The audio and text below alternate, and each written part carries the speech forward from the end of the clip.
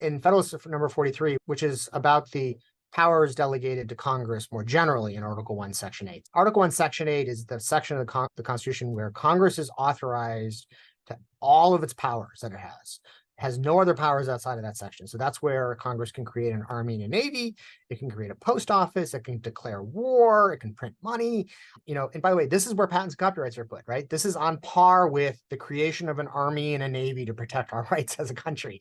This is where Congress is given the authority to borrow money, right? This is where Congress is given the authority to create courts to resolve our disputes, right? So this tells you how significant patents and copyrights are viewed by the founders. Federalist 43 is part of a couple essays where he's just kind of giving short little summaries and descriptions of these various powers. And one of them is Article 1, Section 8, Clause 8, which is the patent and copyright clause. And the very first sentence of this is, the utility of this power will scarcely be questioned, which shows you Madison's failure of imagination. but also how deeply baked into them that this was self-evident and didn't warrant a whole lot of conversation. Yeah, he says, well, in his next sentence, he says, the right of authors at common law has already been recognized in England. And by the way, what he means there is that the copyright is a property right. And then he says, the very next sentence, he says, the rights of inventors are justified on the same grounds, even though they're statutory in England, not at common law.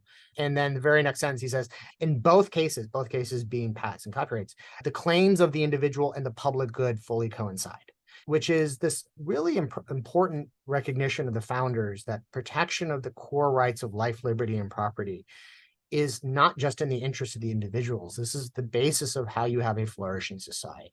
And that they viewed them as intimately linked and going hand in hand. And this is, in fact, I think captured beautifully by the Declaration of Independence that Josh referenced earlier, where Jefferson says the right to life, liberty, and the pursuit of happiness.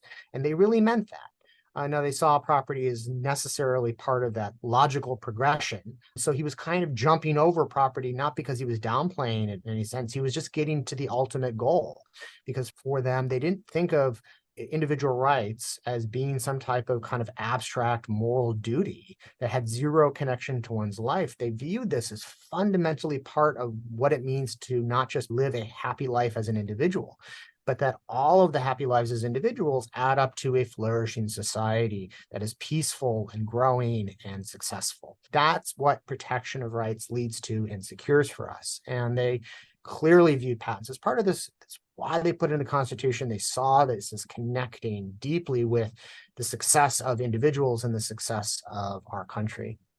And literally the only place the word right appears in the Constitution. Yes, which is significant. It's hugely significant. Yeah, it's tremendously significant, right? Because, pre-Bill of Rights. So, the Constitution is written in 1787 before the Bill of Rights is adopted in 1790.